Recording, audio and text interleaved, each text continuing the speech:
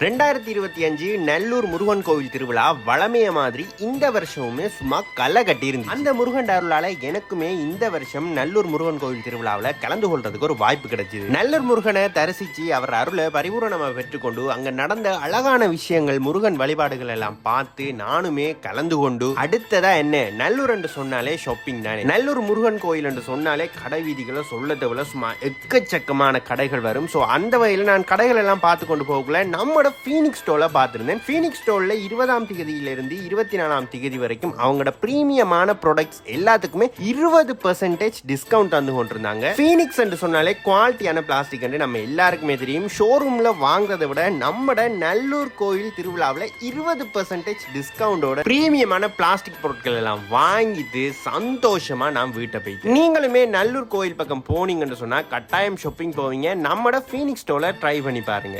அப்படியே இவங்க நடத்துற லக்கி ட்ரோவில் நீங்களும் பார்ட்டிசிபேட் பண்ணணும்னு சொன்னா இவங்க தர பாக்ஸ்ல இருக்கிற QR கோட்டை ஸ்கேன் பண்ணிக்கொள்ளுங்க. ஸோ இந்த நல்லூர் பயணம் ஃபீனிக்ஸோட ரொம்ப ஹாப்பியா முடிஞ்சுது.